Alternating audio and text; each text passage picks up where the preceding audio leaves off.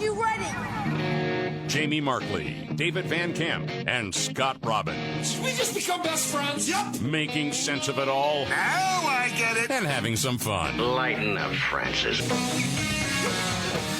The Markley, Van Camp, and Robbins Show. I'm David Van Camp. There is Scott Robbins. Jamie Markley is on special assignment. He will be back in the saddle tomorrow. Thank you so much for putting up with us as usual. CNN, by the way, boy, talk about timing, huh?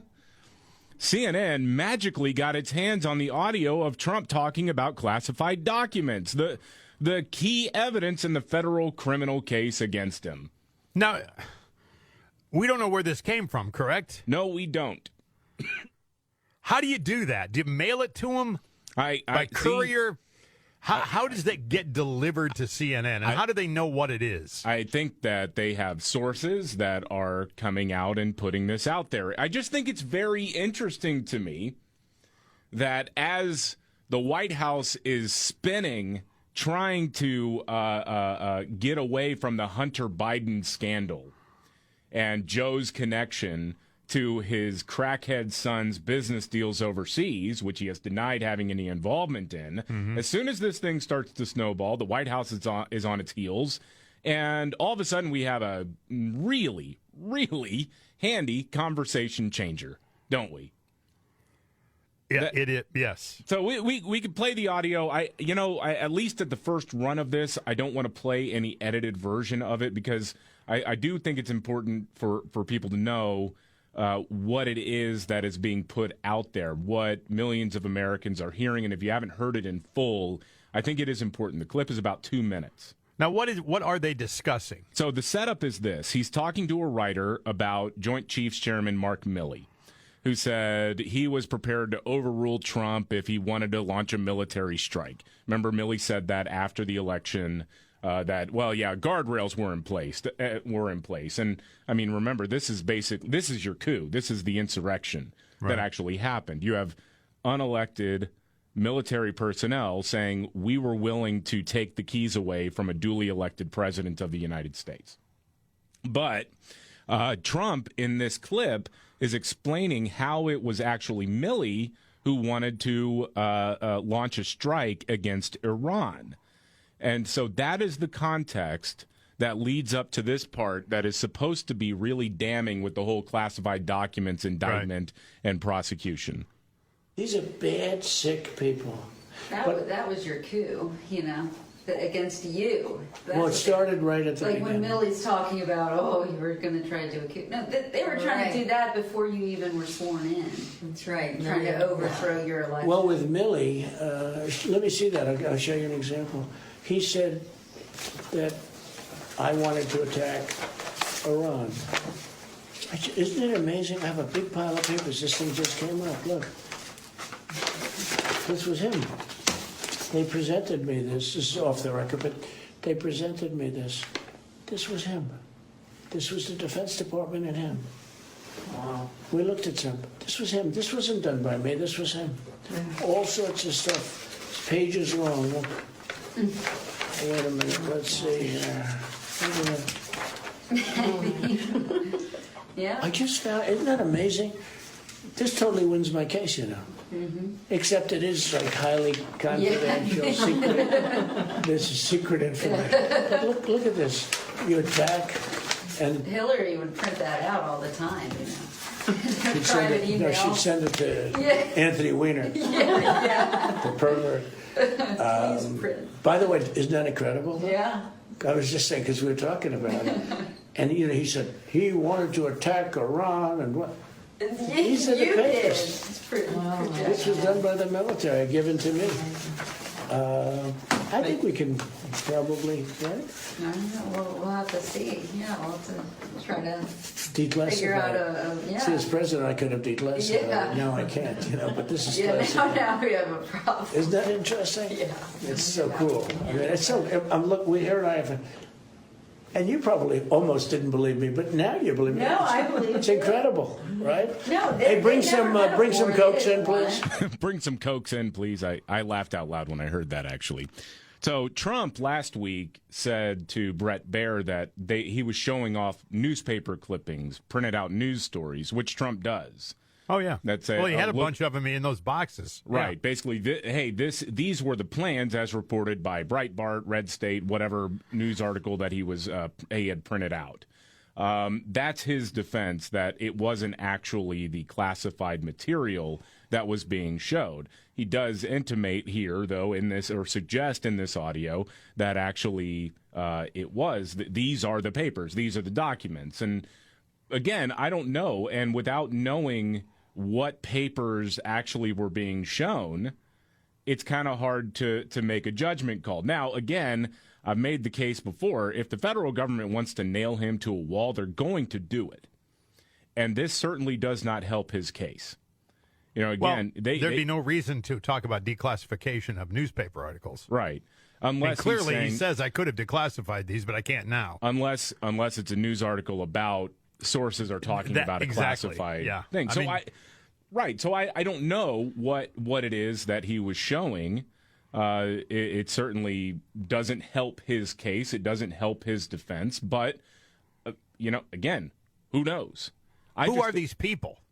Who are what people? That he's talking with? It's a writer and a publisher. They're working on, what's his name? Mark Meadows, former chief of staff. Yeah. Mark Meadows. They were working on a biography of him.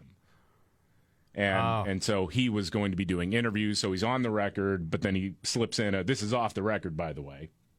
Hey, here are these documents that I'm going to show you, all that stuff. So, again, this is weird. I think for people who are, freaking out saying we got him, I don't know. I've heard this a million times, yeah. We're going to have to wait to see what happens in the court of law and what those documents actually were. That's the thing that keeps getting me. It's like, does he really have a stack of papers that detail a strike on Iran right in front of him? Because if he does, that's bad. Yeah. I'm also assuming he knew this was being taped. Yeah, it was on the right. Yeah. That's what I was going to say. She's right there to interview him about someone else. So why would you possibly incriminate yourself like that on tape? Right. If that's in fact what you were doing. I don't know. Yeah. It sounds like a little showboating going on there, too. Oh, totally. Like, look what I got. Look at this. But that's one of the reasons why it doesn't make sense that it's actually detailed, classified information to me, because why would you do that? I mean, I know Trump likes to show off, but I don't see that. He's saying that it's newspaper clippings and whatnot, and that's what he's referring to when he said, here, this wins my case, this is what exonerates me, yada, yada, yada.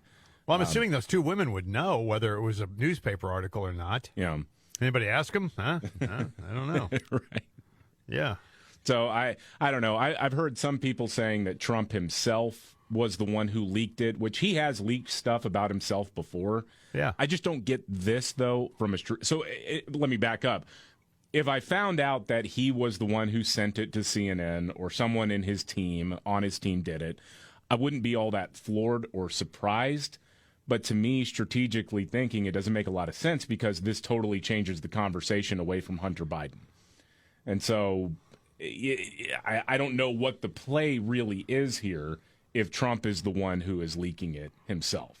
And why do these people sit on this for so long? They were obviously friendly with Donald Trump. They probably were never going to put that out there until they got a subpoena from the federal government, in which case probably should comply with that. Yeah. Yeah, and, Trump wouldn't be in this mess if he had complied with subpoena requests and things like that. So, anyway, more on that a little bit later. That's just that was the big breaking news last night. Meanwhile, only around 34% of Americans approve of the way that Joe Biden is handling the economy, but the White House team is rolling out new branding, calling it Bidenomics. Like somehow the branding is why people are mad about their dollars not going as far as they used to. Hey, if we call this piece of poo on 2 pieces of white bread a Chick-fil-A sandwich, then maybe more people would buy it. Yeah, but I've eaten it, and it's not. Yeah, it's not very good. Yeah, not even close. And let the record show that Scott Robbins just admitted to eating poop on the radio. Well, they told me it was a chicken sandwich, though, so. White House Press Secretary Karine Jean-Pierre says, hey, we're just trying to tell people how great of a president Joe Biden really has been. Building an economy, transforming the way we see the economy in a different way, in a way, again, that is equal, that has equity at the center of it, and leaves no one behind. And the president is very proud in what he's been able to do in the last 2 years. Like what? For his own family, I mean, he's done very well. Right? Yeah, exactly. Hunter's not for anybody else's family. Good, yeah. I mean, everybody else has been raking it in, but yeah. What the hell alternative universe does she live in? They just lie for a living. That's all they do. Golly. And really, that's what it comes down to. On a lighter note, I saw this story. I love it. A dog in Georgia, did you hear about this? Was rummaging through some trash and found a live grenade. Holy smokes, man. Just, again, for the record, if you have any sort of explosive material, don't just throw it in your garbage bin. No. That's not a good idea. Ammo and explosives, dispose of that responsibly. That's not a good idea. Where was Beau Biden's ex-wife? And so, yeah, you had people talking to local media outlets about this. Here they are.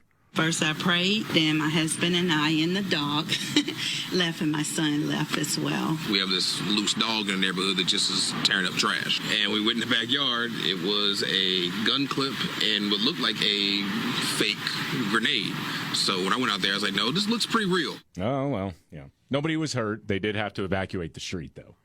Holy Obviously, smokes, man. They're going through it. Come here, Fido, come here. Oh, my gosh. Gosh dang. That's a real grenade right there. And he's walking around with it in his mouth? Apparently so, yeah. I don't know. Maybe he was a radicalized dog. You got to worry about those ISIS terriers, all right? He had a mask on. Right, yeah. The largest Muslim advocacy group in America slams liberals for calling them white supremacists. We'll get to that next. The Markley, Van Camp, and Robbins Show. I'm David Van Camp. There's Scott Robbins. Jimmy Markley is on special assignment. He'll be back tomorrow. Well, there's been a fascinating development in our country with the battle over schools and trying to take back those institutions from the radical left. You got protests over grooming in schools. Muslim parents are joining up with Jews, Christians, and some atheists who don't like the radical LGBTQ propaganda being forced on school children. And liberals really don't know what to do with this. Well, yeah, they do. They know exactly what to do. Label everybody a white supremacist. Well, that's what they've done, yeah. And that's exactly what they do. You're either a white supremacist or you're homophobic or you're whatever. But they just call you a name. That's it. But, I mean, they've spent the last 2 decades saying that, Republicans and conservatives all hate Muslims and blah, blah, Oh, I know. Did you see the newspaper in the Quad Cities? They apologized after they Quad Cities, Iowa, and Quad Cities Times. Yeah. They ran an editorial cartoon mocking Vivek Ramaswamy, a Republican candidate for president, where he's saying something like, "We're all going to get together, we're all going to come together," and blah blah blah, whatever the speech is. But there are like MAGA bros or something in the audience screaming "Muslim" at him. Well, he's not Muslim, first and foremost. I think he's Hindu. But, right, yes, yeah. But the point was that, all these MAGA bros just hate Muslims. Well, no, that's not true. And you're taking, again, 0.01% of the population that actively does not like Islam and hates Muslim people and applying that to millions of Americans who don't have any animosity towards Muslims. But anyway, on MSNBC, Mehdi Hassan and Wajahat Ali were warning Muslims about siding with Republicans and white supremacists. Why would you ever do that? Is there a way for them to, quote unquote, defend their beliefs, protect their traditions, religious views, moral values through peaceful protest, or whatever they want to do, without linking up arms with people who, once they're done bashing gays, will go back to bashing Muslims, or vice versa? Is there a way to do that without allying with the GOP? It is very easy. Look, I'm a practicing Muslim. Spoiler alert, I believe in God. I take it very seriously. To those Muslims who are so offended with some of these books that I might just mention, two dads, just think about what signal you're sending, right? Just a few years ago, just now, like you mentioned, Mehdi, when it comes to anyone wearing hijab, we are targeted, harassed, bullied. What we're telling people is, we'll tolerate you, but we'll just sit there and barely tolerate you, right? What does that say to the kids? The way you're doing it now by aligning with right-wing mobs that have manufactured fear and panic against our communities is not the way and will only lead to long-term disaster for our communities and our allies. Why? Okay. Why? So the deputy director of CARE, the largest Muslim advocacy group in America, slammed them for this, saying the vast majority of concerned Muslim parents and students have been independently standing up for their religious rights in the public school system on their own, without prompting from the right and without fear of backlash from the left. This is ludicrous. So is implying that Muslims should not support a cause simply because right-wing activists or conservative Christians happen to support that same cause. It doesn't matter who supports a cause. What matters is whether the cause itself is just.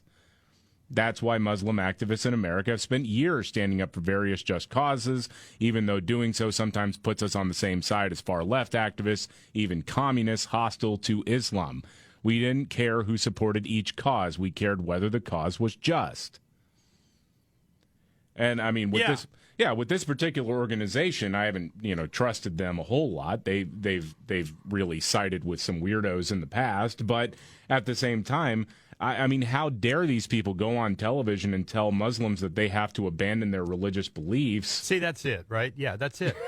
I mean, everything you've been taught, everything your grandfather was taught, his grandfather was taught, everything that's lasted hundreds of years, throw it all away to adapt to the new culture that is 2023. No, we're not going to do that. Yeah, because we have to be teaching kids about the finer points of playing with fecal matter with a partner. Yeah. Like quit telling me how to think. Quit telling me I have to abandon my faith in order to get along with you. I'm not going to do it. No. And the thing is, again, it's all these bad faith arguments that the left makes, like, oh, it's just because they, don't like that there's two dads in a book. Well, that's not really the point. That's not really what people are angry about. No. It's graphic novels showing graphic depictions of sex, including between adults and children. That's not a good thing to be giving to children. That is grooming. That is priming them for abuse, and everybody knows it. And you've made the point. I've made the point before. If they're really not that offensive, read them on your show. Yeah, go ahead. If this read them on your show. If this is hashtag love is love, and it's a beautiful thing, then highlight it. Celebrate it. And for all of you that think the same way, go to your local park, as David has suggested, open up the book, and then start reading to children who are there. Yeah. See how long that lasts. Make photocopies of some of the pages and start handing them out to kids. Yeah, to kids, because they need to see this. Yeah, right. Yeah, absolutely. It's critical for their educational every politician, go to the kindergarten classes, first grade classes, sit on the little stool with the kids around you and read it to them. No, there you go. Hey, man. Howard, go ahead. If it's harmless, do it. Yeah, exactly. Jeez. Well, the new White House spin for the economy is they're just rebranding it. They're calling it Bidenomics. And we'll get to an update on that. You won't believe this next. The Markley, Van Camp, and Robbins Show. I'm David Van Camp. There's Scott Robbins. Jamie Markley is on special assignment. Of course, the big story driving the news right now is the convenient leak of a tape of Donald Trump talking about a plan to attack Iran that we've heard so much about. So, yeah, he's apparently sitting there at Bedminster talking to a writer who's doing a book on Mark Meadows, his former chief of staff, and he starts talking about how General Milley was ready to overrule the president in the event that Donald Trump, when he was president, would try to unilaterally start a war, particularly with Iran. And so you can hear Trump talking about, well, no, I mean, these are bad people. He's defending himself, saying, no, I didn't do that. Mark Milley was the one who wanted to attack Iran. And then says, look at this. Here are the plans that they sent me. And so presumably that's supposed to be the actual documents detailing a plan to bomb Iran or something, to attack Iran. We don't know that for certain, but that's what's being alleged.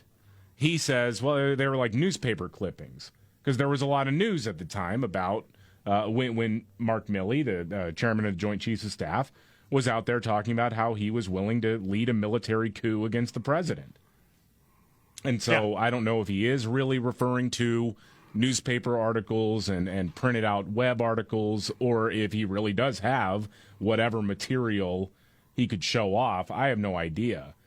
What I do know is that, boy, it seems awfully conveniently timed to put this out, to leak this for one reason or another, right about the time more and more people are paying attention to the Hunter Biden story and how it relates to the current president of the United States making millions of dollars through the help or enlisting the help of his crackhead son. So to me, it just seems like this is all way too orchestrated. The only thing, again, somebody has suggested, or it's been suggested, that Trump himself leaked it. I'm not saying that he's beyond that or above that, but it doesn't make any sense as the heat's coming down on Joe why he would leak it at this time. So I don't. That one doesn't make any sense. No, that theory doesn't hold a lot of water for me. It could be true. I don't know. What would be the motivation behind that? I think as I've heard it explained, is that he sees this as exonerating because he put that out on Truth Social this morning, that he has been exonerated through the release of the tape, because I suppose it indicates that he's actually looking at news articles, not actual classified documents or top secret documents about a plan to attack Iran. So again, we'll see where this goes, but I just don't buy that he would do that in this particular circumstance when there is so much more scrutiny happening with regards to ethics and the current administration. I'm keeping track over here. Would this be considered a walls are closing in moment, or are we not there yet? I think the walls have been closing in apparently for like 6 years now. Right, I just want to keep track. I'm up to like 15 now. I think the walls are about 18 feet away. Okay. Inching towards, I don't know, man. I just need to know when to make it official, because I got a running tally here. Yeah. Of walls been closing in moments. Meanwhile, this was a bizarre piece of audio to come out. Joe Biden joked about selling state secrets to India during a weird and awkward moment with the Prime Minister of India. This was on Friday, but the clip didn't surface, to my knowledge, until yesterday. Mm-hmm. But, anyway, this guy, man, just keep in mind it's a stutter, Scott, okay? Oh, yeah. I was just thanking, anyway, I started off without you. And I sold a lot of state secrets and a lot of very important things that we shared.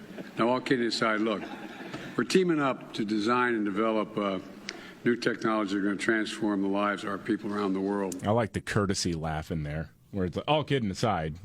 Wait, did he really sell state secrets? Well, he forgot his name too, didn't he? He did. Forgot he that has no idea. Yeah. Okay, because that's obvious from the start. Yeah. He's reaching for the name and he can't come up with it. Like Monique, anyway. Is that it? And he does the anyway thing. He takes the exit ramp again. Of course he does. Anyway. And gives up on a sentence, stops trying to form a sentence, and just moves on to a weird joke that he tried to make. Selling him state secrets. That's a knee slapper, isn't it? That sure is, yeah. Good night, everybody. Oh, man. Meanwhile, we've seen the polling that only 34% of Americans approve of the way that Joe Biden is handling the economy right now. Not all that surprising, because more and more people are going backwards. The White House likes to point to rising wages, but in terms of real wage growth, people have gone backwards because of inflation. Yeah. So you may have gotten an extra bump in your pay as it appears on your paycheck, but when everything else is costing much more, that money is not going as far as it used to. So they have decided that they are going to rebrand it and now call it Bidenomics. That's what they're going to do. All right, okay. All right, maybe they'll put an exclamation point at the end of it. Pull a full-on Jeb. I don't know. White House Press Secretary Karine Jean-Pierre was asked whether or not this new branding effort runs the risk of backfiring, because do you really want to chain yourself to the dead hooker that is the economy right now? I don't know. So we believe our job is to continue to speak to the American people, to lay out what it is that the president is doing on behalf of American families. And that is important. And we have the data to prove it. We have the numbers to show that his economic policy has indeed worked. No, you don't. You don't have those numbers. No. Because they don't exist. Well, he's created, 13 gazillion jobs or whatever that is now? 13 million jobs is what they go to, and that's just not true. See, job creation has to be jobs that weren't technically open when you took office. Yeah. And that number is way smaller than the 13 million, or what did Joe Biden say one time, 14 billion jobs? Billion, yes. There's significantly more jobs in this country than there are people, apparently. Odd, man. It's odd. Well, people do get paid to lie. I understand that. Yeah. And that one of those jobs is the White House press secretary, being paid to lie. I mean, you are. But most of the time, the liar is really good at lying. Yeah. So you really can't tell whether they're lying or not. With her, there's no question about it.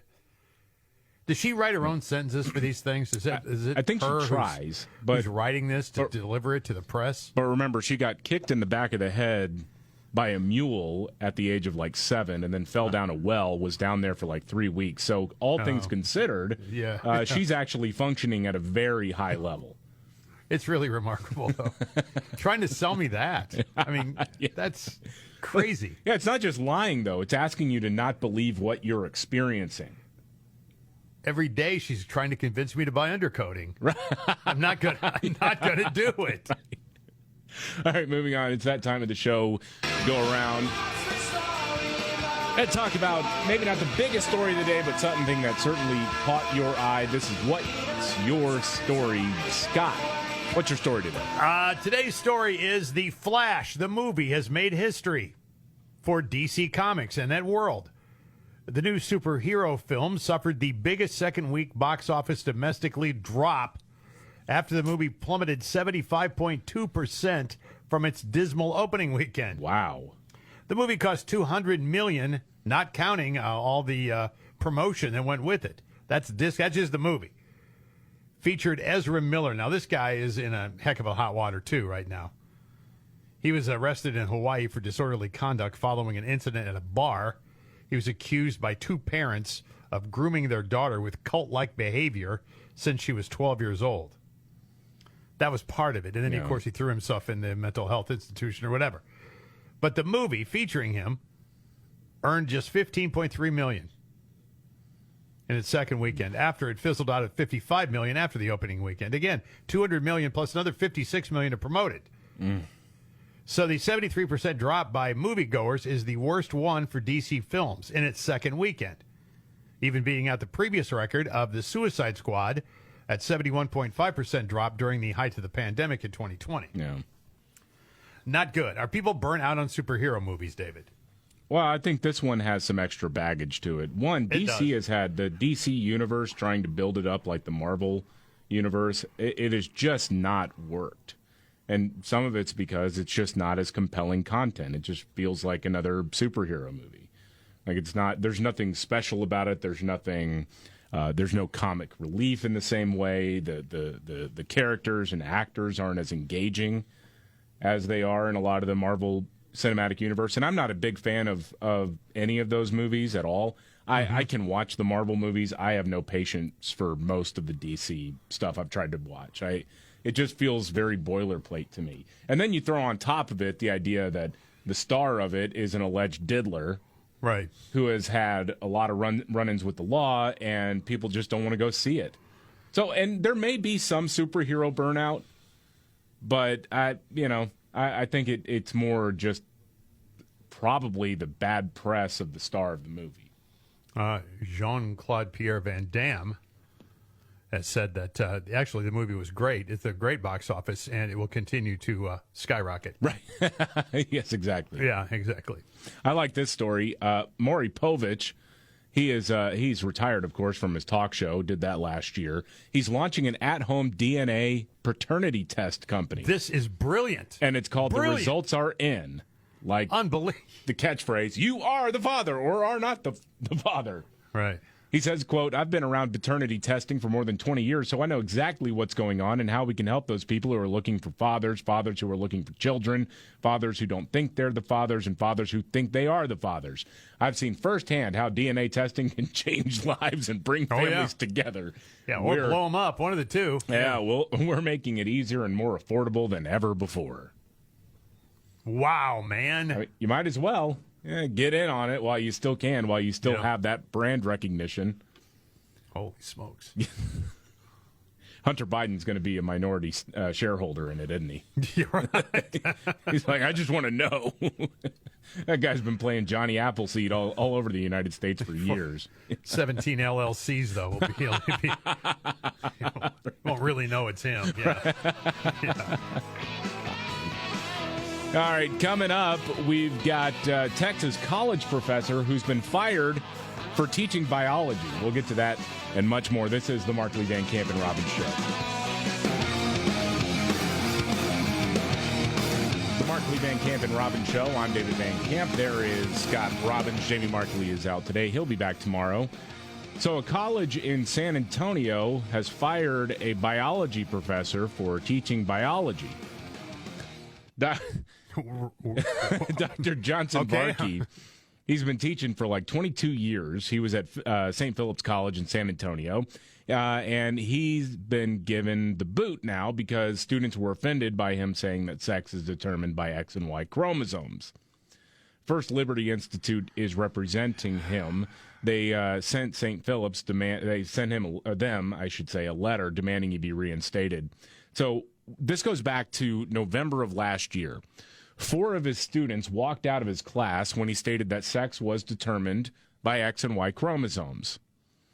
Complaints against Varkey said that he has engaged in religious preaching, discriminatory comments about homosexuals and transgender individuals, anti-abortion rhetoric, and misogynistic banter, and that his teaching pushed beyond the bounds of academic freedom with his personal opinions that were offensive to many individuals in the classroom.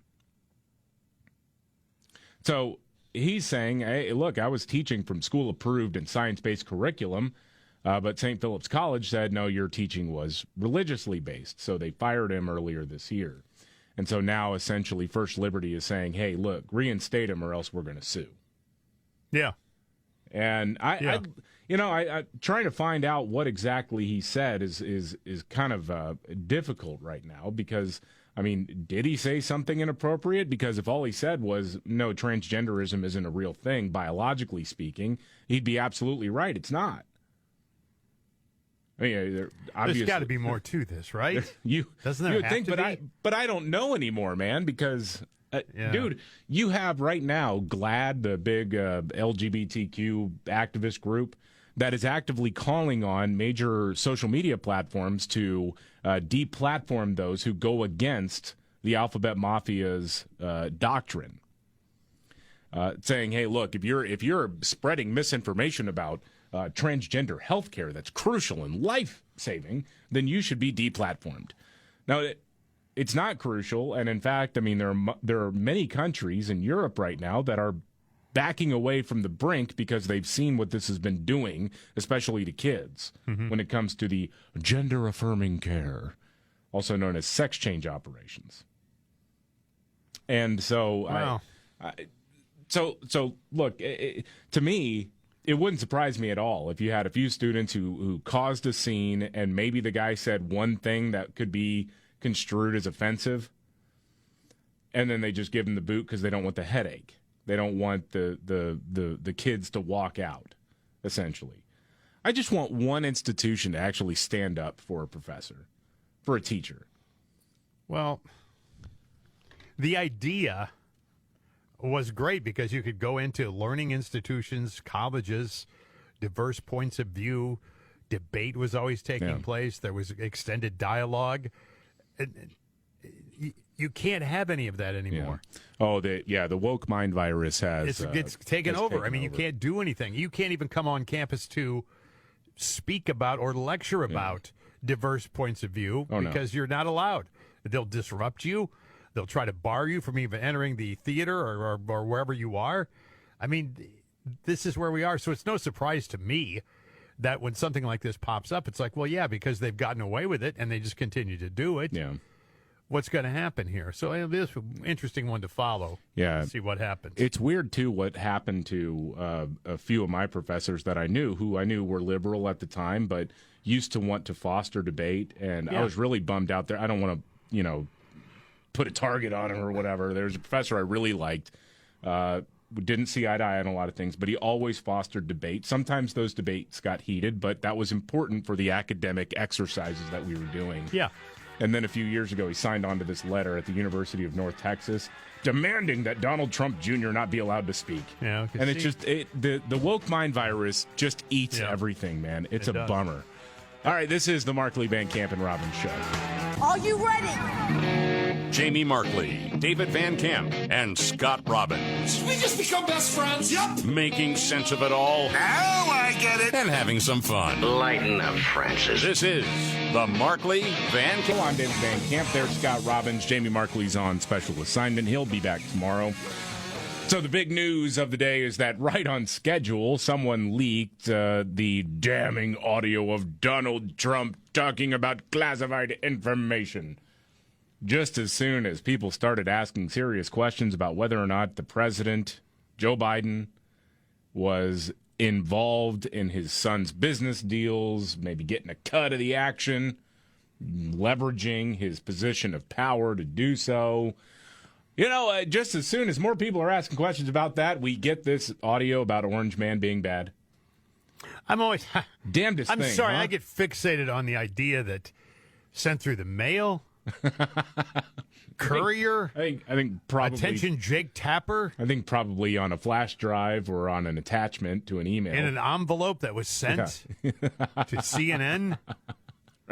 I mean, it's right, Anderson Cooper. Yeah, he's got the trench coat with the collar popped up. He's sitting there smoking a lung dart in the garage, in the parking garage, while somebody else comes over and says, "Here's Donald Trump. The walls have finally closed in." Dun, dun, dun. Or is there some sort of funky code over at CNN, like if you address it to Super Duper Cooper, you get preferential treatment? Super Duper Cooper. That sounds like somebody's name for a corgi. Right. Yeah. Oh, this one's got the code on it. Okay, give it to me right away. This has got it. So I'll play a snippet of this. The context here is he's talking to a writer about how Joint Chiefs Chairman Mark Milley was going around claiming that he was prepared to overrule the president if Trump decided to start a war with Iran. Trump is on tape saying, no, Milley wanted to attack, and he drew up plans for it. It wasn't my plan. They drew up the plans. They were the ones who wanted to start a war at some point, and then he's blaming it on me. Mm-hmm. And you can hear him tossing papers around. And, well, anyway, here's a snippet of the audio here. The Defense Department and him. We looked at some. This was him. This wasn't done by me. This was him. All sorts of stuff. Pages long. Look. Wait a minute. Let's see here. Yeah. I just found, isn't that amazing? This totally wins my case, Mm-hmm. Except it is like highly confidential, secret. This is secret information. But look at this. You attack, and Hillary would print that out all the time, she'd send Private it, email. she'd send it to Anthony Weiner, the pervert. Yeah, the pervert. So here, this is kind of interesting to me because just a week ago, Fox News started airing the interview that Brett Baier did with Donald Trump. And, of course, they talked about this, what was described in the federal indictment of Donald Trump, that moment. They talked about it. And this is what he's saying, or this is what he says he was actually flashing around. It was like newspaper clippings or something like that. There was no document. That was a massive amount of papers and everything else talking about Iran and other things. And it may have been held up or may not, but that was not a document. I didn't have a document per se. There was nothing to declassify. These were newspaper stories, magazine stories, and articles. I'm just saying what the indictment says. Well, the recording and the people in the room who testified. These people are very dishonest people. They're thugs. They're thugs. If you look at what they've done, to other people, what they've done and overturned in the U.S. Supreme Court. These are thugs. The suggestion was that you wanted this as evidence that the military, the chairman of the Joint Chiefs, General Milley, had preemptively sent you plans for a possible attack on Iran, and that you didn't order that to happen. That's the suggestion. I never ordered it to happen, no. But that's why you wanted the document. I don't think I've ever seen a document from Milley. Milley, frankly, was incompetent. The last one I'd want to attack with as my leader would be Milley. So the argument, to me at least, unless the feds can show the paper that he was actually referring to, and maybe they do have that evidence, maybe they've got that testimony, maybe.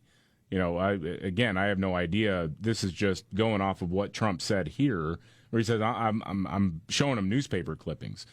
And so I could totally see if he has a printed out news story that says, oh, there was an attack or there was a plan to attack Iran, and he shows them that headline and said, no, this plan, this was Milley's idea, this was the Pentagon's idea.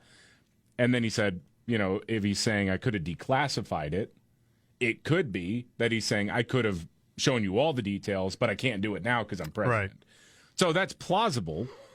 And that's really all you need in a court of law, unless the prosecutors actually do have the goods on him and say this was the document, and they can, they can bring in a witness that says yes, that's the document I saw. You know, that's the thing. I just don't think the tape is as damning as everybody was leading us to believe it was.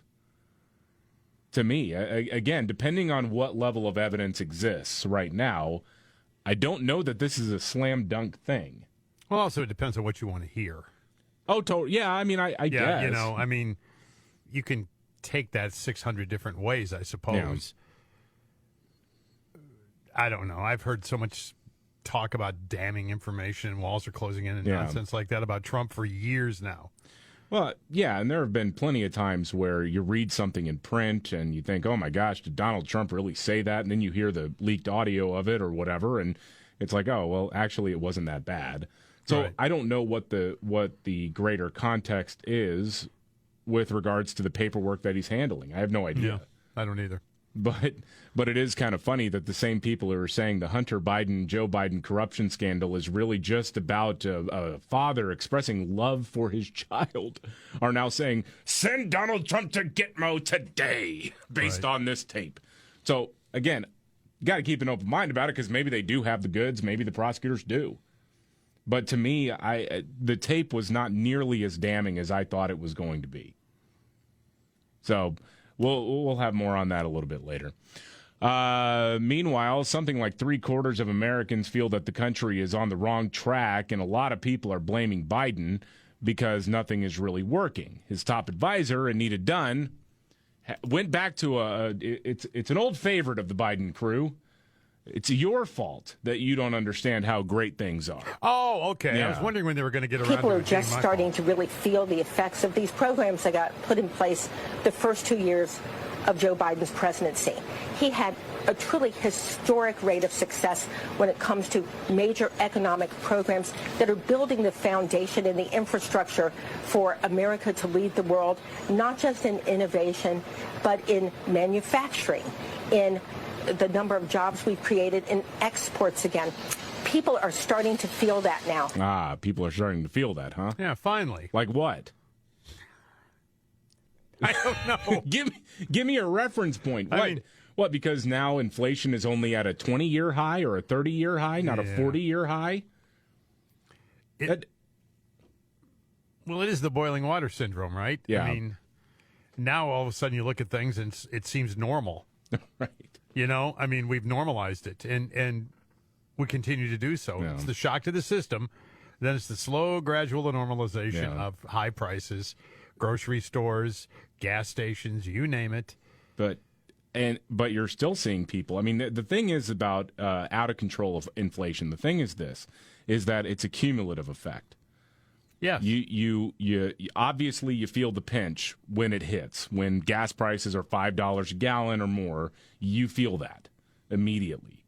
But then because you have to compensate for that, most household budgets wind up getting a few months behind. And so let's say, okay, I'm going to take money from the budget for next month, apply it to this month, and then so on and so forth. And then a couple years down the road, you're up a creek without a paddle. Yeah. And there are a lot of people who are in that situation right now. So the White House wants to say, well, it's only 4% inflation year over year. Okay, yeah, but that's a combined like 18% or something like that compared to just 2 years ago. Mm-hmm.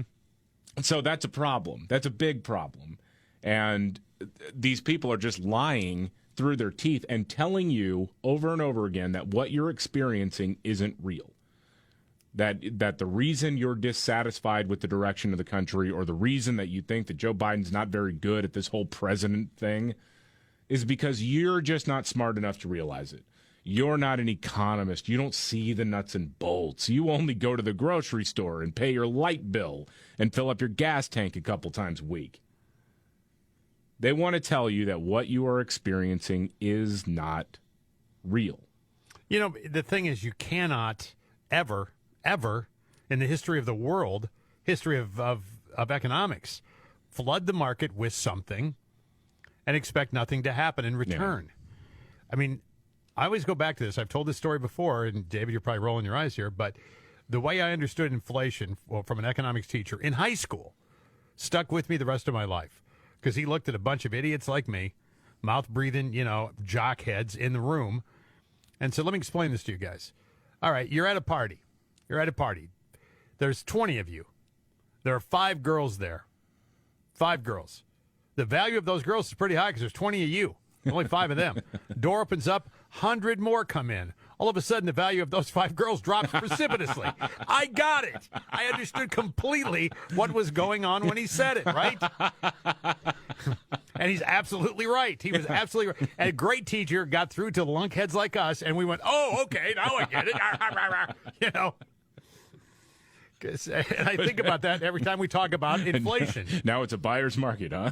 Yes, right. You just go, okay, well, this value of this girl I've been talking to over here just dropped because I got 40 more choices out here. But again, with a bunch of dopes like us, we understood it. I got it. Sure. Yeah, so that's what the great teachers do. That's exactly right. They know their audience. Yep. All right, coming up, I did not realize this, but apparently in some places in the country, the eviction moratorium is still in effect, meaning that people who own property have not been able to collect rent from people staying at that property, and they have had it. We will get to that story much more next. This is the Markley, Van Camp, and Robbins Show. The Markley, Van Camp, and Robbins Show. I'm David Van Camp. There is Scott Robbins. Jamie Markley is out today. I didn't realize this, but there are some places in this country where property owners still cannot require rent payments. I read this, and honestly, I thought that was done a long time ago. So this was the eviction moratorium, obviously, went into effect at the beginning of the pandemic as lockdowns forced people out of work. At the federal level, they implemented this. The CDC was given the power to invalidate property rights. It was supposed to be temporary. And then the Biden administration came in. They liked it so much that they tried to defy the Supreme Court in keeping it in place. Mm-hmm. However, in the San Francisco Bay Area, there's still an eviction moratorium in place. It's been in place for 3 years. And so there are property owners who are protesting, and I think they are, by and large, winding down now. I think San Francisco's ended like middle of April, I think. But to think that you can own a piece of property, maybe it's your investment, maybe it's like your retirement nest egg, right? And that you're responsible for paying the mortgage, you're responsible for handling all of the repairs, and yet you can't expect a return on that investment. And there's nothing you can do about it. You can't evict. You can't. No.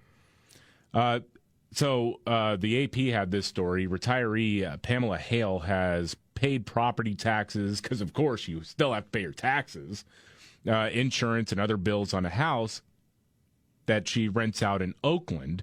But for more than 3 years, her tenants have paid no rent because of the eviction ban. The 69-year-old retiree estimates she has owed more than $60,000 in back rent, and she's never going to see that. And the tenants have trashed her house. It's going to cost tens of thousands of dollars to make it habitable again. And they said the eviction bans have saddled them with debt and foreclosure worries, while their tenants, who have jobs, live rent-free. In some of these cases, I mean, the people are working, but they say, hey, what are you going to do, evict me? You can't. Not legally. No. John Williams is another guy who spoke to the AP. He's part of a lawsuit against Oakland and Alameda County over these bans. Said his tenant stopped paying when the pandemic started, and she offered no explanation while still operating a storage business out of the apartment. Would not cooperate so he could get money from the city's rent relief program. So in late 2020, he tried to sell the house, but she wouldn't move, and the sale fell through. In late 2021, he was so stressed that he wound up being hospitalized, placed on disability, and could not work. He was forced to move into the unit above his tenant. Oh, gosh. So as soon as he can get out from under this, he's leaving the city. Says, I don't want to be a home provider in Oakland. This has been a really hard time. This is disgusting, what different liberals have done. And then for all the people who say, why do you call these people communists? Well, because the central thesis of communism is the end of private ownership. Maybe try to read what Karl Marx wrote once in a while before you start wondering why some people say, hey, look, that looks like some communist BS, doesn't it? Can you imagine that? Yeah. I mean, you decide these investment properties and you start to do this, you're doing the right thing, and you can't evict them for 3 years or more. Yeah. God, who knows how long this thing's going to go on, right? Golly. Yeah. I mean, and they put an end date in it, then it gets challenged, and then all of a sudden they back down, and 6 more months. And yeah. It is so frustrating. And it's not like the majority, that what I've read anyway, the majority of these people have jobs. They are making money. They don't have to pay the rent. They're not going to. Yeah. Yeah, I mean, and you can't evict them. You can't go in and you can't evict them. You can't do anything. Yeah, pretty much that's it. Gosh dang. Yeah. Meanwhile, on a much lighter note, somebody has been putting out weird hacks for staying cool when you go to bed if you're in a heat wave. Yeah. And this one I've never seen before. Freezing your pajamas. Put them in a plastic bag, toss them in the freezer, and you can do the same thing with your pillowcase too. So then it's cool when you get it out, so you can fall asleep hopefully before it heats up again. How long does that last, I wonder? No idea. I'd give it a go because, man, I hate being hot when I'm sleeping. You know, I'm one of these guys, though. I like to have covers on me. Mm-hmm. I don't like to sleep without covers on. But when I put covers on, I get hot. Yeah. I might start doing that. I might start putting my pillow in the freezer. Been trying to save on energy bills, so during the day, my wife has been running the AC at 78 degrees, which to me that's almost grounds for divorce. But yeah, that's stuffy. Yeah, it gets a little bit warm in there. Yeah, but the trick that I've used is spend as much time outside as possible when it's really hot. Yeah, not maybe in direct sunlight. You know, obviously don't get yourself hurt if it's really hot outside where you live, but it seems to make that 78 degrees feel a little bit better when you come in. Well, that is true. Yeah, you sort of trick your brain that way, don't you? Yeah. This is the Markley, Van Camp, and Robbins show. Biggest story of the day, of course, is the audio of Trump talking about classified documents got leaked just in time to CNN. And I do want to play or flesh out some of the theories that have been put out there as to who leaked it.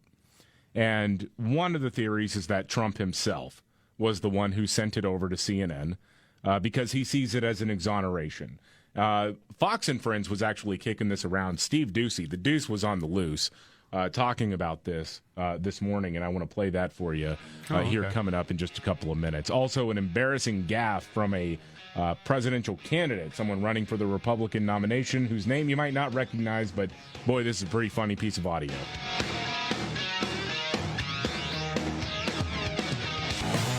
Markley, Van Camp, and Robbins show. I'm David Van Camp. There is Scott Robbins. Jamie Markley's out today. He'll be back tomorrow. Well, of course, the big story of the day in the political world is CNN getting its hands on the audio of Trump talking about classified documents.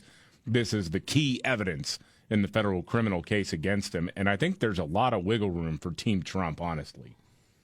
Because there appears to be, yeah. His argument is that he wasn't actually waving around any sort of detailed classified document pertaining to an attack on Iran or whatever, but he was referring to news articles that he had printed out and then was saying, look, all of these things that were allegedly planned, that was the Pentagon that was planning them. So I do think he has a little bit more wiggle room than previously known here, but we'll have to see what kind of evidence is actually submitted and put out there by the prosecutors. I thought it was interesting here, Steve Doocy on Fox and Friends, they were kicking around who leaked the audio maybe, and Steve Doocy thinks it was Trump. And here's the justification for that. Trump posted on Truth Social, the deranged special prosecutor Jack Smith, working in conjunction with the DOJ and FBI, illegally leaked and spun a tape and transcript of me, which is actually an exoneration. So you know what? If Trump thinks it's an exoneration of him, perhaps somebody on his side actually did the leaking to CNN and Maggie Haberman. Well, we'll see. I mean, he's going to say he's going to. Maybe. I don't know. Here's why I don't buy it, though. Because that whole thing had been simmering for a little while, and you have all of this news about Hunter Biden and whether or not Joe, and well, it appears that Joe actually was involved in some of the business deals while he was vice president and then shortly thereafter, after leaving office, after Trump became president. So I don't know why you would take the conversation away from that if you are on Team Trump. That part doesn't make any sense to me. Mm-hmm.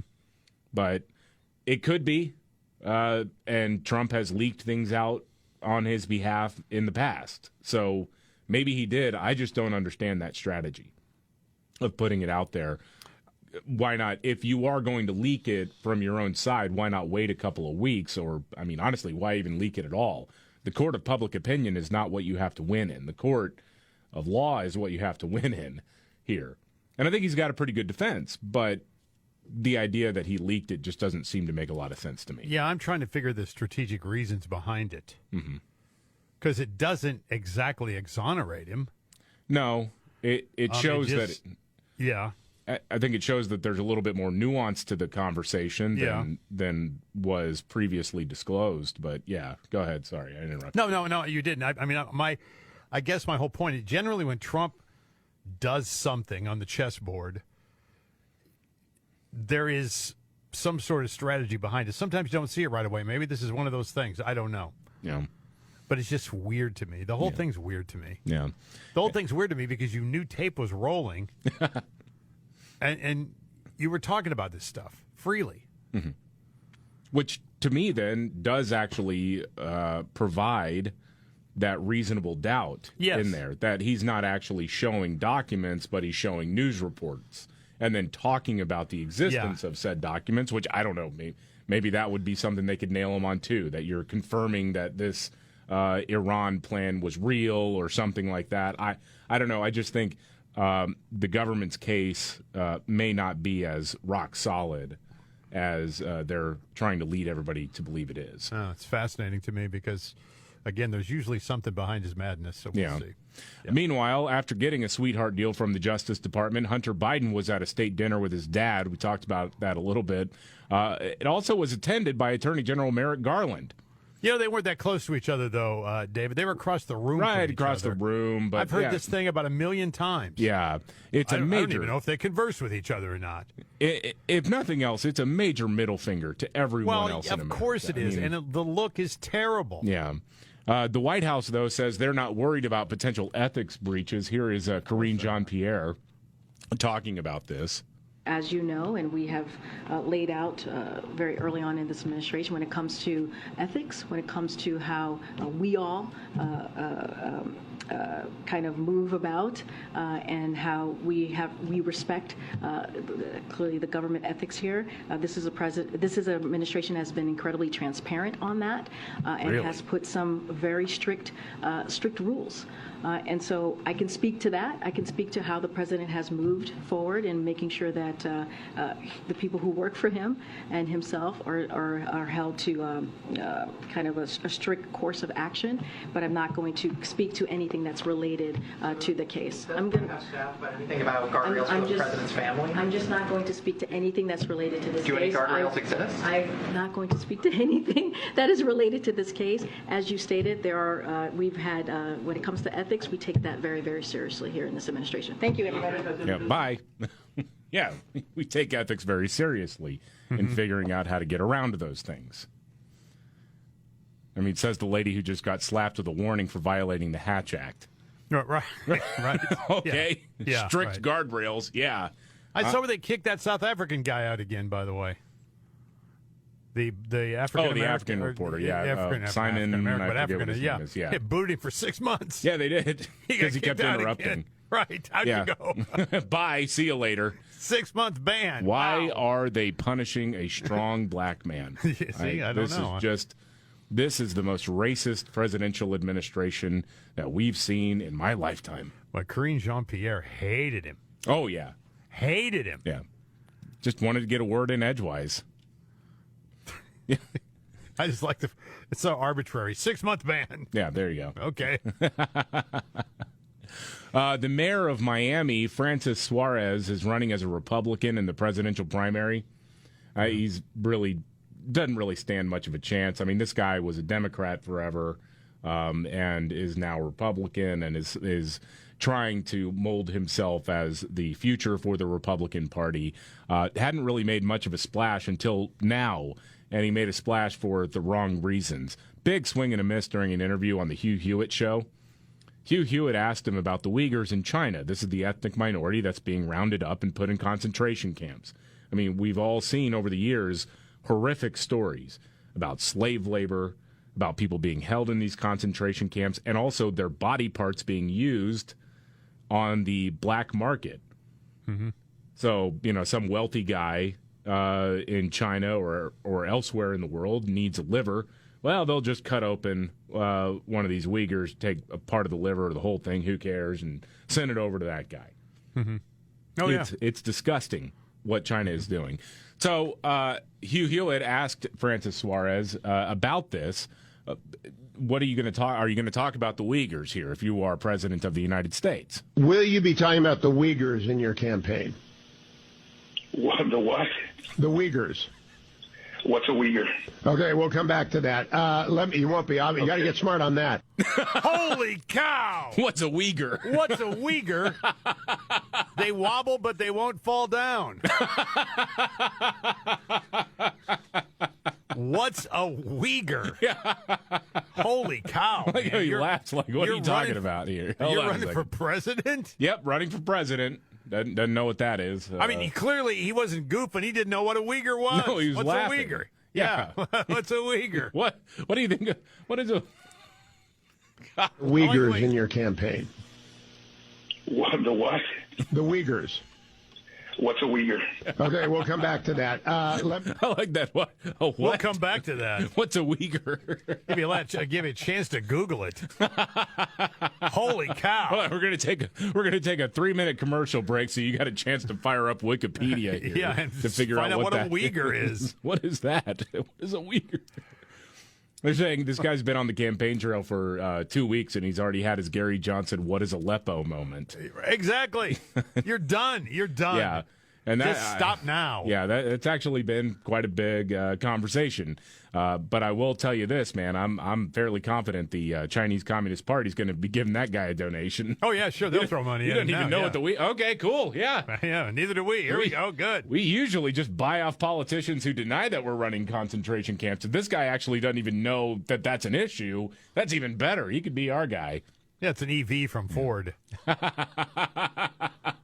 That sounds like a Chevy creation, honestly. Yeah, I know. It's just the crazy. all-new Chevy Uyghur. And again, you're running for president, man. You're running for president. You think you'd know a little bit of something. Well, yeah. that topic might come up. I don't know. Mm-hmm. Jeez. Yeah. I thought this was kind of interesting. A list of unusual funeral requests from celebrities came out. Some of these I've never heard of before. I knew this one. Tupac, his ashes were smoked by members of his former group. Hunter S. Thompson, the author of Fear and Loathing in Las Vegas. Johnny Depp honored his request to have his ashes fired from a cannon. Yeah. Remember that? Oh, yeah. Now this one, Fred Bauer. You might be asking, who is this guy? Well, he's the inventor of Pringles. He had his ashes buried in a Pringles can. I was going to say how apropos that is, yeah. You might remember when we were following this in the news, Carrie Fisher, her ashes are held in an urn that's shaped like a Prozac pill. Let's see. Luke Perry, he wanted to be eco-friendly, so he's buried in a mushroom burial suit. Really? Yeah. Arch West, he's the inventor of Doritos. His urn was buried in a box surrounded by Doritos chips. All right. Well, that makes sense, yeah. James Doohan from Star Trek. Some of Did his they blast ashes. him into space? Yeah. Yeah, ashes were smuggled into the International Space Station. Yeah. Aretha Franklin had 4 outfit changes for her 3 viewings and a funeral. I remember that after she passed away. Wow, why don't I remember that? I don't remember that. I think Wow. you were still on the mend when she was. Yeah, maybe I was, yeah. Holy cow. After your heart attacks, you were Ain't still that kind of something? coming out of it a little Wow. bit. I love this one. Roald Dahl, children's author. Uh-huh. He had a Viking-inspired funeral where he was buried with some of his possessions, like pencils, a power saw, and chocolates. And of course, Elizabeth Taylor famously wanted to be fashionably late to her service, so it started 15 minutes after its announced start. Of course time. it did. Yeah. Interesting. I see it every once in a while because I grew up watching a lot of Chicago Cubs games. I saw more than once bleacher bums sneaking somebody's ashes in and then letting them go during the game. They're flying all over the field. You know, I've seen that. It just seems unsanitary. Yeah, again, I mean, I realize that was probably their last wish that you do that, but dude, do it, you know, before the game or after the game or something like that. All I want is for my children to spread my ashes on the gravestones of my enemies.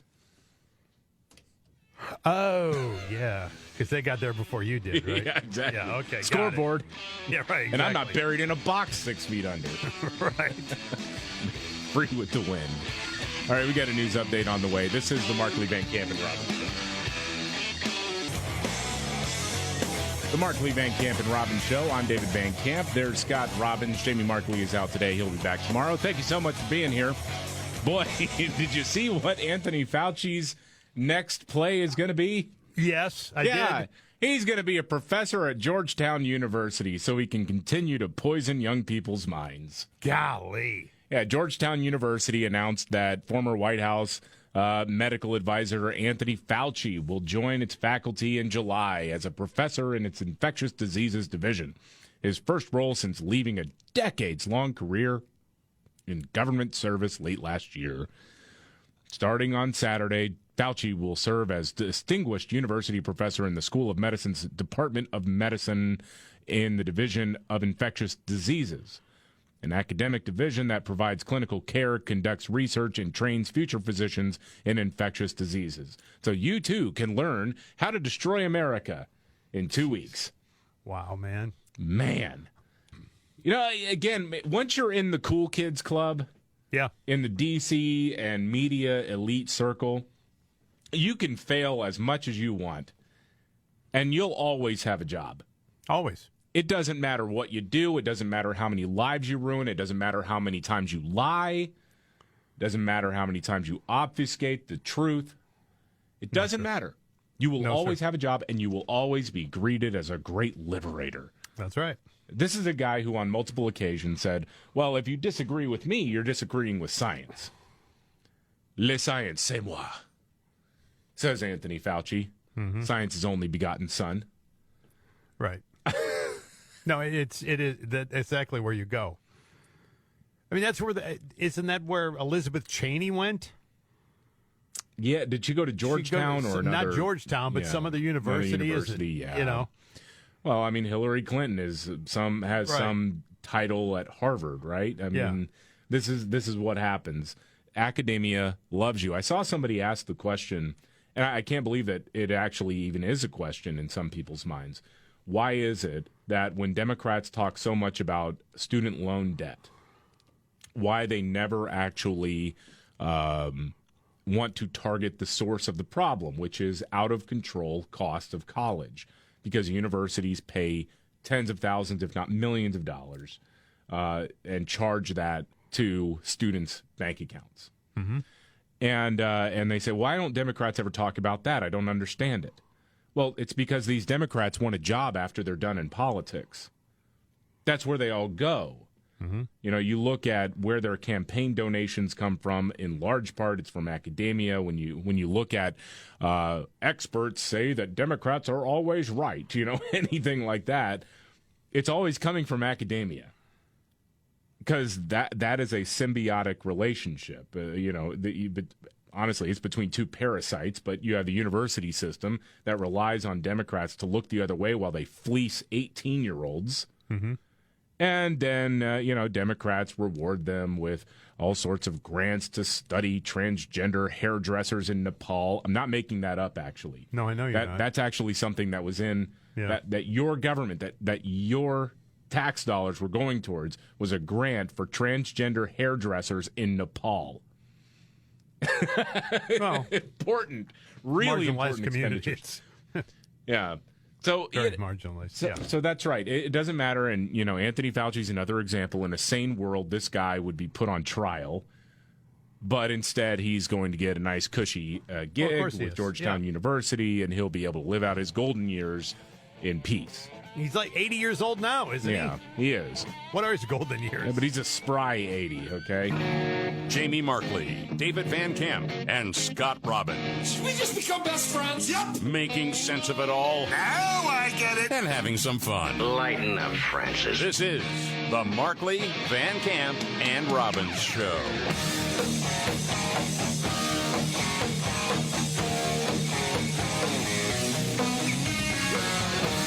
The Markley, Van Camp, and Robbins Show. I'm David Van Camp. There is Scott Robbins. Jamie Markley is on special assignment.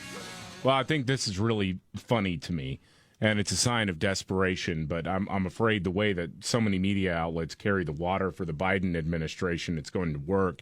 Because so many people are very pessimistic about the state of the economy, because, they shop for groceries, they pay rent, they pay their mortgages, they pay all of their utilities, and they realize, hey, wait a minute, I don't have as much money left over at the end of the month as I used to. Well, they're normal people living in this world. So instead of actually addressing those issues, what the White House is doing is undergoing a rebranding scheme. They're going to be talking about Bidenomics. They think a snappy new catchphrase is the thing that we just need. A snappy new catchphrase. So, is this thing bumper sticker ready? Or I guess so. Yeah, okay, Bidenomics. Right. Okay, Bidenomics. I mean, you could not ask for something better if you were running against Joe Biden next year than to say, hey, remember this? They were proud of it. Remember how, for the entirety of his presidency of the first term, food banks were desperate because they couldn't keep up with demand. Yeah, that was Bidenomics. Bidenomics. But hey, man, I go for it. I suppose you got to try something. I mean, when I think about the effort to rebrand it, I just kind of laugh because it's like, man, you can take the band Winger and call it Guns N' Roses, but it's still Winger. I mean, it's not, right. It's not. I mean, it doesn't really matter what you call it. Everybody knows that it's failed. White House press secretary Karine Jean-Pierre was asked, though, from a notably perplexed White House press corps, so why are you launching this new campaign now? What makes you think that this is going to work? Can you just give me a sense first of, how did you guys coin that phrase, or why did you decide to go with that branding going forward? You don't like Bidenomics? No, I'm just asking. I'm curious. I think it's pretty clever. It's pretty good. It makes good sense. Bidenomics, right? It kind of flows off the tongue really well. No, it doesn't. But in all seriousness, look, what you're going to hear from the president, I don't want to get ahead of him. I think we've kind of laid out a little bit of what we are thinking, or what we think the president's going to lay out, or what he is going to lay out. Certainly, it's a vision, right? It's a vision about growing the economy from the middle out, the bottom up. You hear us say that over and over again because we believe that trickle-down economics does not work, and we have seen that over and over and over again. Where? Give me a metric. You shut up. You shut up and stop asking questions. Will you shut up? Well, they keep going to the unemployment rate. Well, the unemployment rate is basically snapped back to where it was under Trump before our country lost its mind and shut down businesses because of COVID. So remember they were talking about the K or the U or the V-shaped recovery. It was pretty obvious what was going to happen as soon as people started being able to go about their lives again. those jobs would be refilled. People would start naturally going back into the workforce. Mm-hmm. But the Biden administration has done nothing but try to stop those efforts of actually making Americans productive again. Yeah. I mean, they've been incentivizing at every turn, not working, and trying to bail people out time and time again instead of just letting, sort of nature take its course. And so they say that the one area of success that they point to all the time is the unemployment rate. And again, it's basically just gone back to where it was before the pandemic. So what has actually worked? What can you point to and say this is a success that is on the shoulders of Joe Biden?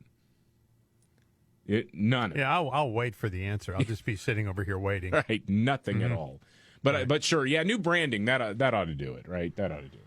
Yeah. Golly, Wish I'd have known that when I was a musician. I would have just started calling myself Led Zeppelin. Yeah, that would have worked. Would have been famous, man. Mm-hmm. Yep.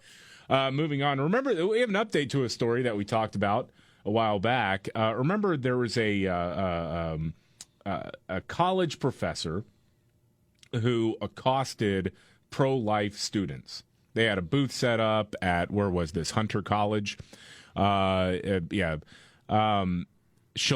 Rodriguez is the professor's name. There was a pro-life table set up, and she started yelling at them and wound up pushing all the stuff off the table and cussing them out. Yeah.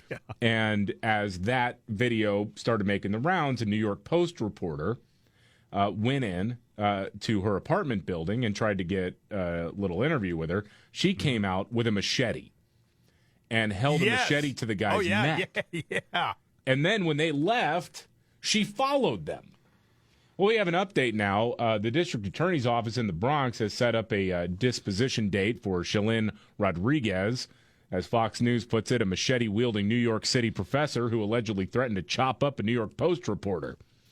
So she's going to be due in court. A spokeswoman for the DA's office said a status hearing was held Monday to confirm that the DA's office was in compliance with all the discoveries and evidence in the case, and everything is moving forward. Trial date August 14th was set. Date of August 14th was set for the possible disposition, I should say. The court also extended the order of protection until at least that date for the reporter in question, saying basically, no, you can't go within a certain amount of feet of the people, whose necks you held a machete to. So she turned herself in to police last month, about a month ago, after threatening to chop up that reporter with a machete. She's charged with 3 misdemeanors: 4th-degree criminal possession of a weapon, 2nd-degree menacing, as well as menacing, which is categorized as a violation. She is insisting, though, that she's the real victim, and said that the entire incident has taken a toll on her mental health. She said that the college, after it fired her, capitulated to racists, white nationalists, and misogynists. Oh, there we go again. Lady, you held a machete to a man's neck and then chased him down the street. It was on video. It's on video. We've seen it. We saw you do it. Again, like if all it was her accosting the pro-life students, I doubt Hunter College would have fired her. I don't think the college would have fired her at all. If anything, they would have given her a promotion. But yeah, once you start threatening to assault someone with a deadly weapon, that's beyond the culture war. That's beyond any political affiliation. That you are a threat, and she clearly cannot control her emotions or her behavior. And no white nationalist did that to her. She did it all on her own. I just, again, the language that has been totally ruined. The words that used to have all this power. Yeah. And now they're just excuses for bad behavior. Right. I mean, yeah, that's exactly what she did. Yeah, the white supremacists made me hold that machete to a man's neck. Yeah, okay. Yeah, that makes got sense. it. Yeah. Perfect. Oh, man, I love this story. There's a lab in upstate New York called Rensselaer Polytechnic Institute. They are suing a cleaning company because 3 years ago, a janitor who was working there ruined decades worth of research. The lab had a super cold freezer holding cell structure, samples, and other research elements. The freezer made a beeping sound, supposedly to say, hey, look, this is normal. You can mute it, but it beeps to let you know that it's still working and that it's on. But the janitor was mopping up the floor and said, man, this is really annoying. So he unplugged the freezer, and that caused the temperature to slowly rise from minus 112 degrees Fahrenheit to minus 25.6, and that was apparently enough to wipe out 25 years of research. Oh, gosh. So in the lawsuit, the lab says it caused more than $1 million in damage. Cleaning company obviously has not commented pending litigation here. But you know, I mean, I realize what the guy did.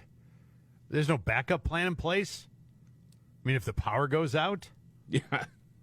I mean, it just seems, I know I read it, and it's like out of a movie where the guy pulls the wrong cord, right? Mm-hmm. But it's like, it would think that would activate some sort of generator that would then kick on. Unless the building has to be out and you can't do it individually, I don't know. I mean, I guess you've got backups hardwired into the electrical system in the building itself. Yeah, probably I not suppose. the cooler, but by itself. Yeah. Golly, it does seem like you would have some sort of redundancy, though, in place. You would, yeah. Well, if something goes down, this happens, right? But I don't know.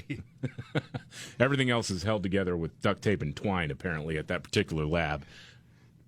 Golly. Yeah, whatever virus comes out of that lab, though, Fauci is definitely going to blame on a pangolin that was roaming upstate New York. Okay? I was just thinking that same It had a natural origin, okay? Say, what's in there when you open the freezer? Does it come rushing out at you? You know, I don't know. It was one of these sub-zero pangolins that is so commonly found in the Buffalo region. We got a big endorsement here to talk about, but I don't know if it'll make much of a difference. We'll see. We'll talk about it next. This is the Markley, Van Camp, and Robbins Show. The Markley, Van Camp, and Robbins Show. I'm David Van Camp. There's Scott Robbins. Jamie Markley is off today. In just about, 15 minutes or so, maybe a little bit more than that, we're going to have the Scott Robbins trifecta, and I was just alerted to hot off the presses audio of Vice President Kamala Harris, and I have not heard it yet. Oh, dude. It's only 13 seconds, but you'll want to wake the children up for this one. All right, that's coming up in the trifecta. All right, top 3 stories of the day with Scott Robbins coming up in a few. Meanwhile, I saw this at Red State. The woes for Bud Light continue. So, as they write, when last we left, the beleaguered Bud Light, they were trying to recover their audience with an ad that many thought made their customers look dumb. Their CEO pleaded with the American people, saying, "We hear you," and they want to focus on bringing people together over a beer. But then, when they sponsored the Toronto Pride Parade that had naked men walking down the street in front of children, they just made their situation worse. Mm-hmm. None of their efforts have resolved the issue. To resolve the issue have actually been working, and now they've dropped nearly 28.5% in their biggest plunge so far for the week ending June 17th. Wow. That's according to the most recent figures from Bump Williams Consulting and Nielsen IQ. So that's a 28.5% drop for that week compared to the year before. And this is one of those things, kind of like how inflation is this rolling number and it's a cumulative effect. Because usually right now, Bud Light would be, swimming in cash. Summer's underway. You got the 4th of July weekend coming up. So, when they have the highest selling point, usually around this time last year, any drop is going to be very noticeable. And so now at 28.5% drop, people are just kind of done. Is it most people who drink Bud Light? Well, no, obviously it's not. Otherwise, it would be way more than 28.5%. But that is a crumbling or evidence of a complete crumbling of a brand. Not only was it affecting Bud Light, they say, but it was also affecting other beers under the Anheuser-Busch line, with Budweiser, Bud Heavy, down 12.3%, Busch Light down 8.1%, and Michelob Ultra down 4%. And the competitors are continuing to benefit from Bud Light's mistakes. Yuengling up 25.1%. Miller Lite up 16%. Coors Light up 21.8%. Modelo outsold Bud Light and has taken over the number one beer slot. And so now they are offering, yet again, a $15 rebate for the purchase of a 15-pack of Budweiser, Bud Light, Budweiser Select, etc. And again, giving away the beer for free. They're trying to. Anything. And and I just go back to this all the time because of one jackass in the marketing department, some Gen Z female. This all happened. Yep. They gave her the keys, and she started the car and took off with it. I mean, again, I don't know what the checks and balances. Who thought this was a good idea? Because they need to make a public proclamation that all these people have been fired and they're no longer involved in any decision-making at all at AB. Yeah. Golly, man. What a destruction of a major American brand in months. Gone. And I thought maybe this is one of those things like a lot of things. A month and a half later, things will start to even out again and people will forget and, they'll just go, okay, we punished them enough and move on. But they're not because they have choices. Well, and Yuengling, which has been moving out of the Pennsylvania area for a while, I mean, they've been spreading all over the place. They showed you how it was done. There was a festival that they were a title sponsor of, or they were a sponsor of, that had a all-ages drag show. And so people started saying, hey, come on, Yuengling, really? You're going to start going down this road? They immediately put out a statement saying, hey, look, this other company is planning this event. We have nothing to do with an all-ages drag show. It's not complicated. Swallow your pride and just say, no, we're not. No. We're not part of this. We market to all sorts of different groups, but we're not going to be part of this insanity. My favorite example of this, too, of a company doing it right was Heckler & Koch. They make guns. And one of their there's been a long-running joke about the HK girl who runs the social media account. Well, apparently this person went down the woke road, and immediately the company came out and said, mistakes were made, people were fired. Yeah, that's all you got to do. We sell guns. That's it. That's what all we do. That's all AB had to do. Come out and say, you know what? We screwed up. We fired everybody. We apologize. Let's move on. And I really... That's it. Yeah. It's not that complicated. But they're so petrified of saying we made a mistake. Yeah. They're so scared of the blowback, they just won't do it. No, they won't. So, I mean, this is And now you've dug the hole so deep you can't. Well, now if you've moved on to other brands, if you're a beer drinker, what's the incentive to go back? I made the point at the very beginning. One of the reasons why this is a boycott that's pretty easy to go on is because there's not a whole lot of difference between Miller Lite and Bud Light. No. I mean, there's realistically, if you just started drinking Bud Light, Miller Lite, are you suddenly going, you know what, though, man, I'm really craving a Bud Light? Mm-mm. How many people in America really think that way? I can't think of too many. All they had to do was admit it. That's it. And that's now they've dug the grave. This is the Markley, Van Camp, and Robbins show. Biggest story of the day is the bombshell tape that came out of Donald Trump talking about classified information.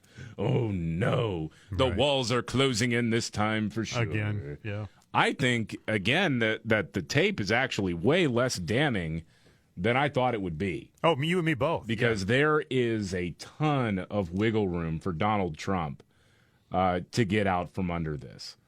One of the reasons being that you can make the case he might actually be talking about just news articles that he printed out. The Markley, Van Camp, and Robbins show. I'm David Van Camp. There is Scott Robbins. Jamie Markley is on special assignment. He'll be back tomorrow. Well, usually I don't really pay too much attention to political endorsements. And, every once in a while, I wonder, if it's a run-of-the-mill kind of thing. It's like after Joe Biden had secured the nomination for the Democrat Party, Barack Obama comes out and says, I'm proud to endorse Joe Biden. Like, after he'd already won, like, okay, what difference is that really going to make? What, were we in suspense, not knowing who you were going to endorse? Right, Obama's going to come out and endorse Trump suddenly? Okay, sure. But sometimes you see something and you wonder whether or not there's a bigger change happening. The largest police union in Florida has announced that it is now backing Governor Ron DeSantis for president. They had previously endorsed President Trump. Right. And so they're saying that he is the most effective governor in the nation who will make public safety a top priority in the White House. They also wrote, in major cities and communities across America, many Americans are grappling with increased crime rates that not only jeopardize public safety, but also threaten the quality of life in their communities. The ideological experiment of defunding the police and scapegoating law enforcement for America's social problems has failed. They went on to call DeSantis the one candidate for president who has a proven track record in enhancing public safety and investing in the essential men and women who help maintain public safety every day. So, I mean, I don't know how much of a change this is, given that they had. Let me back up here. I think it's a significant change in that they had at one point endorsed Donald Trump and now are endorsing Ron DeSantis. Mm-hmm. Does that trickle down? I don't know. I always wonder how much endorsements move the meter at this point. You could also make the argument, well, just for the sake of argument, if Ron DeSantis loses the primary, he's still going to be the governor of Florida, so they're still going to have to work with him. Right. But you can also turn around and say that DeSantis has been good for law enforcement in the state of Florida as well. I mean, he was one of the guys going out there offering signing bonuses for anybody who lost their job because they wouldn't get the COVID vaccine. And there's so many endorsements that don't mean anything. Yeah. You know, when I hear the police backing a candidate, that means something to me. Mm-hmm. I mean, that's a strong endorsement. That's not like, who is, Jay-Z endorsing or Bono or whatever, or any celebrity goofball, endorsement, or even a political endorsement. I mean, Barack Obama, so what? Mm-hmm. There's no big surprise there. Of course he is. He's going to fall right in line. What's he going to do? Turn around and go, Ron DeSantis would be a man. That, Of course not. We know better than that. That would be, that would maybe move the needle. Maybe. That would move the needle. Maybe. If Barack Obama endorsed Ron DeSantis, holy smokes. Well, I think, that would have the opposite effect, I think, among... You think so? You think people go, I can't vote for him now. Now that Obama's on board. I've kind of joked about this in the past. I say, if liberals really wanted to stop Trump or whatever, they would just have Barack Obama go out there and endorse Trump. Because there are enough Trump voters who would be very skeptical of that endorsement. What did Trump give up? Yeah, what's this about? Yeah. Well, and remember there was a deep fake video that was making the rounds of Hillary Clinton endorsing Ron DeSantis. It was obviously fake, but some people believed it. Some people actually did believe that Hillary Clinton had gone out there and given this rousing endorsement of Ron DeSantis. Yeah, if Trump did that, or if Obama endorsed Trump, then Obama Tower would show up next. It's like that was the trade-off, right? Got to be something involved there, yeah. And the twist is that Trump builds it in Kenya. All right, yeah, who it's knew, time right? for the trifecta. Golly, rock and roll. Are you ready? 1, 2, buckle my shoe on. It's the 3 most important news stories of the day. I hit the trifecta. Well, at least according to Scott Robbins. It's the trifecta on the Markley, Van Camp, and Robbins show. All right, the trifecta with Scott Robbins' top 3 stories of the day. And you want to start off by asking a question that many have asked and none have gotten an answer to. And the question is, what the hell did Kamala Harris just say? Yeah, the anniversary of the Dobbs decision is here, obviously. And, the left is all fired up. This is the Roe v. Wade thing. You guys know what I'm talking about, right?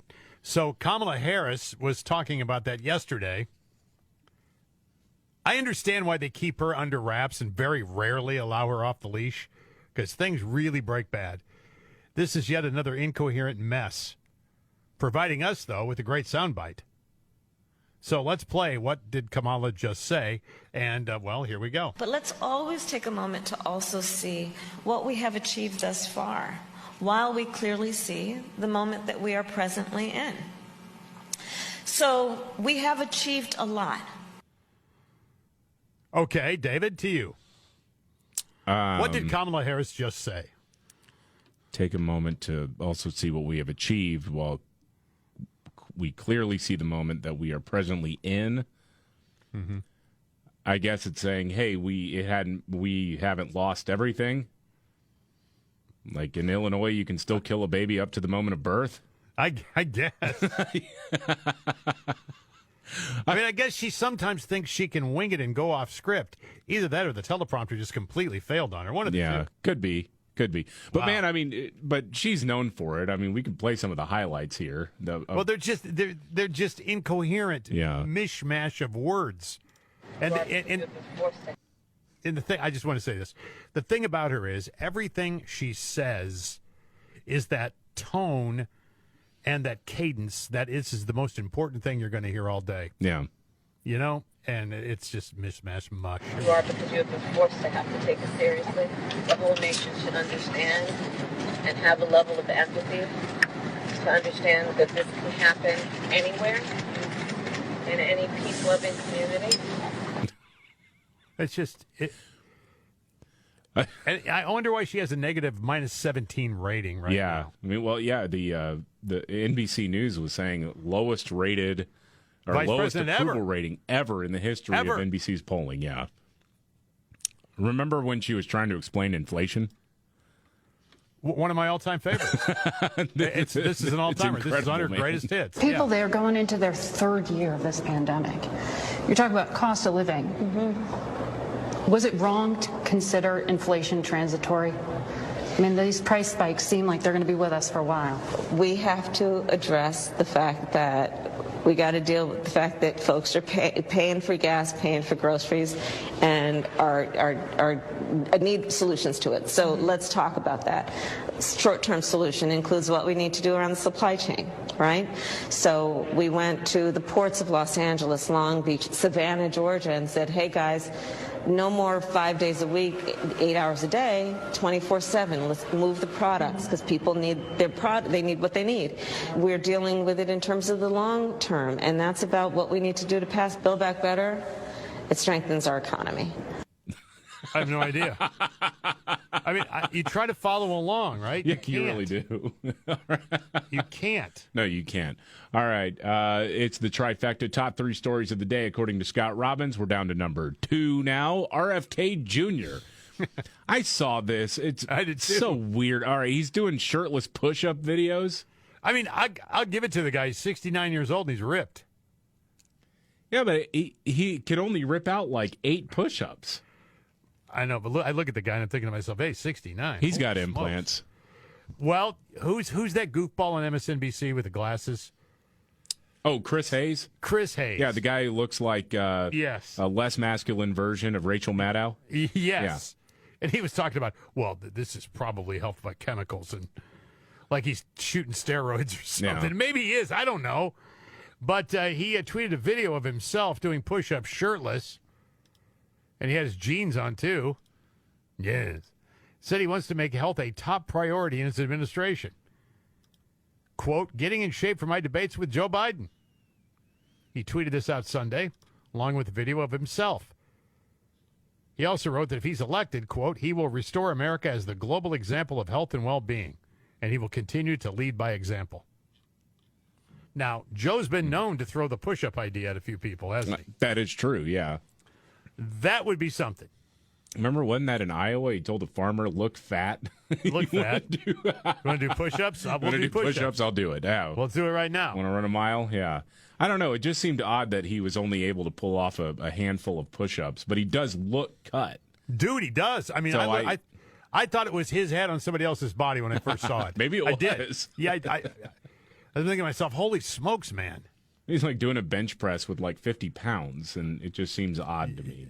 Yeah, I know it's a weird thing, but there's nothing conventional about this guy. Nothing. No, there's not. I mean, not at all. He's... I will say when a Democrat goes out and says we want to make health top priority in this country, I've seen that movie. Stay the hell away. Yeah. I don't want you messing with people's health at all. No, I don't either, no. Because the government sucks at that. They're not good. It's the trifecta top 3 stories of the day, according to Scott Robbins. Number 1, the new host of Wheel of Fortune has been announced. I don't think this should surprise anybody. I've often said this is this generation's Dick Clark, and I stand by that. Ryan Seacrest is going to replace Sajak as the host of Wheel of Fortune. Yeah. He's currently hosting, of course, American Idol. Will take over hosting duties. He's going to step down from his position of American Idol, apparently. And he's going to take over for Wheel of Fortune starting in 2024. Wow. I think it's a good choice. I mean, I the thing about it is, does Ryan Seacrest ever say anything that you remember the next day? Oh, yeah, he said that. It's really funny. No. But does he ever screw anything up? Not really. I mean, live TV is a total pro. He's a machine. Yeah. He just does it.